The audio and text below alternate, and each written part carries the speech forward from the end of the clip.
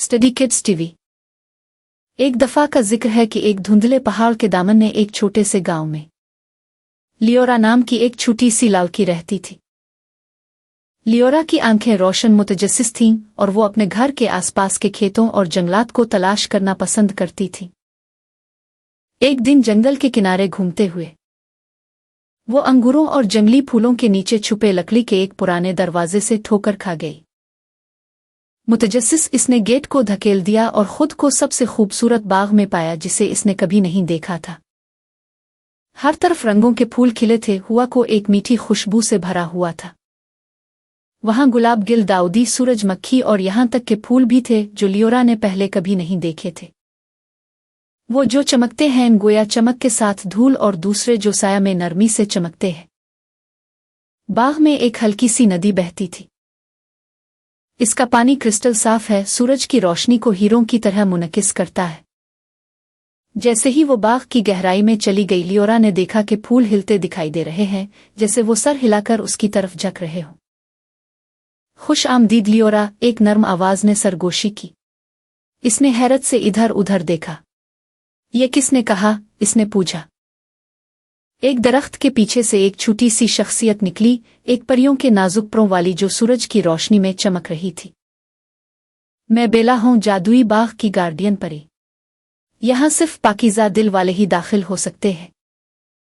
लियोरा एक परी से मिलकर बहुत खुश थी।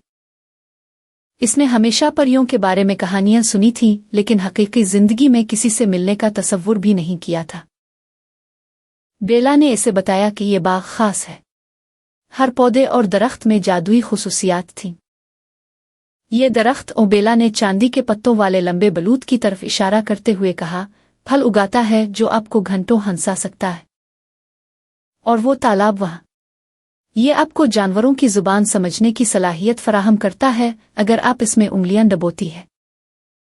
लियोरा की आंखें जोश से चमक उठीं।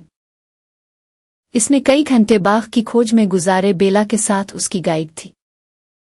इसने सीखा कि कुछ फूल जख्मों को मुंदमिल कर सकते हैं, जबकि दूसरे आपको पोशीदा बना सकते हैं अगर आप सही अल्फाज में सरगोशी करते हैं। यहां तक कि वो होपर नामी एक बात करने वाले खरगोश से भी मिली, जिसने इसे बाग के अर्द गिर्द कूदने के दौरान होने वाली मुहिम जोई के बारे में बताया। थोड़ी देर बाद बेला लियोरा को चेरी बिल्सिम के दरख्त के नीचे एक खूबसूरत जगह पर ले गई, जहां वो एक साथ बैठ गए। बेला ने इसे बताया, जादुई बाग में आने वाला एक खास ख्वाहिश करता है।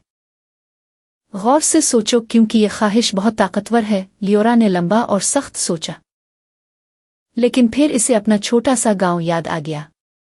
इस साल फसलें खराब थीं और बहुत से खानदान काफी खुराक न होने की वजह से परेशान थे।